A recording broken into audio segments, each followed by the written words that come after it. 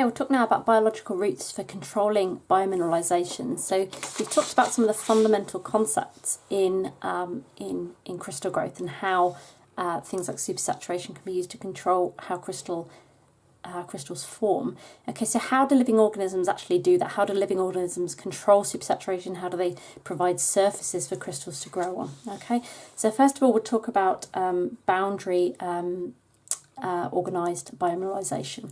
Okay, so living organisms can control mineralization by creating enclosed spaces. Okay, we call these compartments. Okay, they're separated from just the general environment of the cell. Okay, so the function of these compartments can be, there's many reasons why living organisms can create compartments. One of them can be controlling the shape of the mineral phase, so making a crystal grow into, say, a needle shape or a curved shape, lots of different reasons, nanoparticle shape, controlling diffusion of ions, okay, so forcing ions to go in certain directions into or out of a compartment, and by doing that you control solution compositions and thus the supersaturation, okay. Stabilizing minerals against dissolution or phase transformation, okay, so for example, if you formed something like vaterite or aragonite and you don't want it to gradually transform into calcite, you might sort of form a compartment around it to stabilize it, also protect minerals from dissolution. And then finally transporting minerals to different sites, so ferritin, the ion transport mineral in our own bodies, is one example of that. Okay, so the sort of compartments that living organisms can make is things like vesicles, fluid-filled compartments like phospholipid bilayers. We won't go into, well, we'll go into briefly in just a second, okay? Or protein shells. So, for example, ferritin has got these sort of proteins around a central iron oxide mineral. Okay, alternatively, many cells can join together to create a sealed space, where the surrounding cells control chemistry of the inner space through controlled diffusion. Okay, so now we're talking about something extracellular, lots of cells joining together to create a space. Okay, so for example, in bone growth, you get osteoblasts assembling to form spaces, and that's believed to be one of the mechanisms that the human body can control bone formation. Okay, just briefly mentioning phospholipid bilayers, because that's something you might come across at some point. The way phospholipids form containers, and we can make artificial versions of these. So this is a phospholipid here. You can see we've got this long alkyl chain, really non-polar alkyl chain, and up this end of the molecule we've got lots of charged functionality, lots of oxygens, phosphorus here, lots of polarity up this end of the molecule.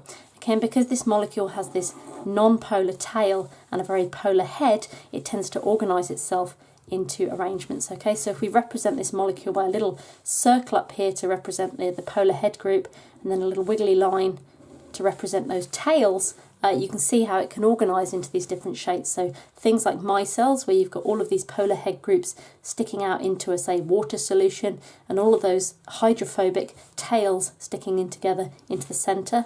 Bilayers is another example, where all of those hydrophobic tails are sort of sticking in two layers, in between two layers of the hydrophilic head groups. Okay, and liposomes is another example. Okay, so this is important generally because surfactant science and surfactant chemistry is based on the same sort of self-assembly of this type of molecule. Okay, so it's important biologically but also important industrially. Okay, so living organisms can create these compartments, these spatial boundaries, but how do these spatial boundaries control supersaturation? We mentioned controlling diffusion of ions, but how might that, let's go into that in a bit more detail. The first mechanism by which compartments can control supersaturation is ion pumping. Okay, so biological membranes can actually contain special sort of features and pumps, we call them ion pumps, that can allow for selective ion transport. So, for example, transport of protons across a membrane. Okay, and by doing that, by forcing protons across a membrane, you could then get a build-up of those protons within a certain compartment, or calcium ions or potassium ions or whatever it is that your biological system wants to aggregate in that space. Okay, so ion pumps is one example. Ion complexation, okay, so if you remember we talked about effective concentration, activity.